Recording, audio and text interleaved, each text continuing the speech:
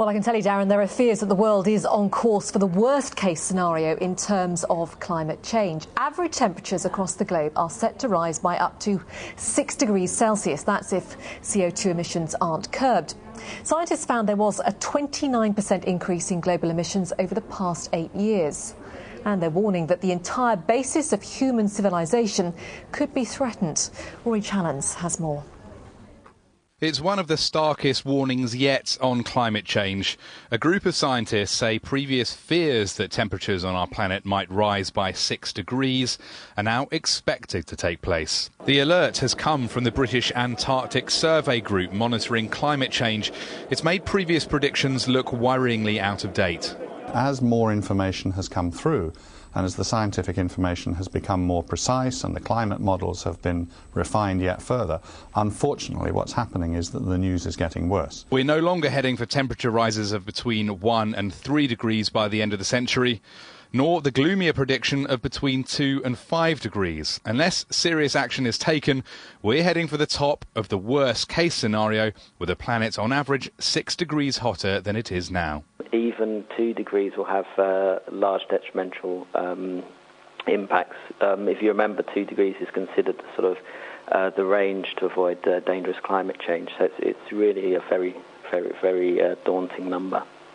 That's likely to mean less land to live on because of rising sea levels and many of the planet's food-growing zones turning to deserts. Human and other animals wouldn't be able to feed themselves, and a wave of mass extinctions could take place. Scientists have changed their predictions because of new data. They found between 2000 and 2008, fossil fuel emissions rose 29%. That's pushing the planet's ability to absorb carbon dioxide to breaking point. But there's some good news this week following the meeting of leaders from the United States and China in Beijing. The world's two biggest polluters pledged joint action. We agreed to expand our cooperation on climate change, energy and environment. We also agreed to act on the basis of common but differentiated responsibilities and to work with other concerned parties to help produce positive outcomes from the Copenhagen conference. It's that conference in Denmark next month that many see as crucial to the planet's future.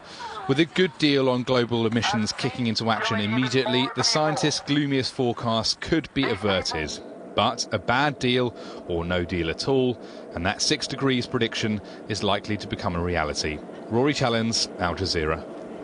Well, joining me now in the studio to discuss this further is Sarah Clifton from Friends of the Earth. Good to have you with us. These global temperature rises have, of course, been predicted before. What's so different about this particular report, do you think? Well, this latest study really is different in the sense that it shows that the scenarios that predicted by previous studies, International Panel on Climate Change, really we're looking at the worst trajectory towards a worst-case scenario in terms of global CO2 emissions and our ability to actually tackle climate change. It's very concerning, and it also is yet more evidence, if any more was needed, really, of the need for a strong and fair deal at Copenhagen in December in order to reduce emissions and help us avoid catastrophic climate change. Well, the problem with Copenhagen, of course, is that those that have been talking about it have already almost downgraded it and said there isn't going to be any sort of a binding deal. And we've had these harsh warnings before. Why are the politicians going to listen to this particular report any more than any other? Well, I think that the science is very clear that action needs to be taken, and really what's happening is politicians are hiding behind each other. No one wants to step up and take the action, and what we actually need to see is political leadership by the rich countries. We need emissions reductions commitments from the rich countries of at least 40% by 2020 if we're to avoid the increases of 1.5 to 2 degrees, which above that we would be facing catastrophic climate change.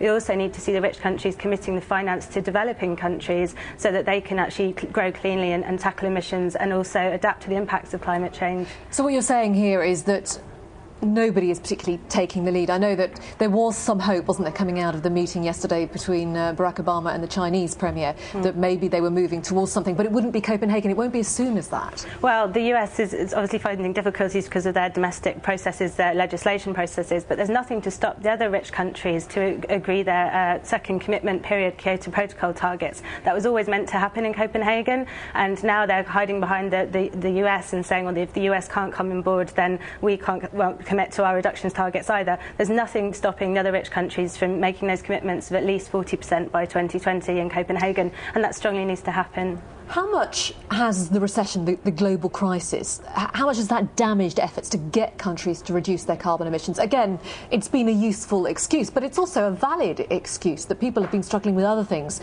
and aren't prepared to look that far ahead when they've got an immediate crisis on their doorstep. Sure.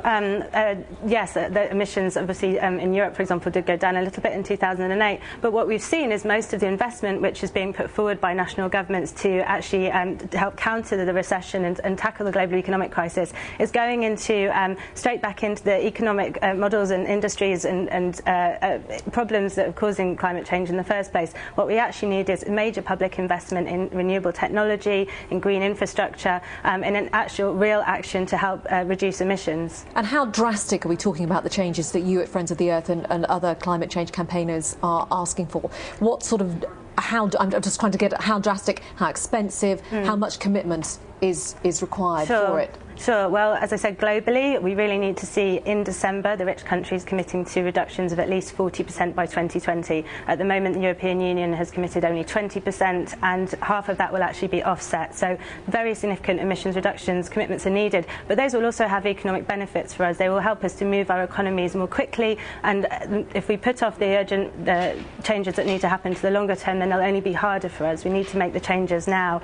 And also the public investment that's needed. So for developing countries, we need to see at least 200 billion euros committed from rich countries to support the developing world, but then also more investment in rich countries ourselves to help us to actually shift our infrastructure and to adapt our economies to help us to become more green.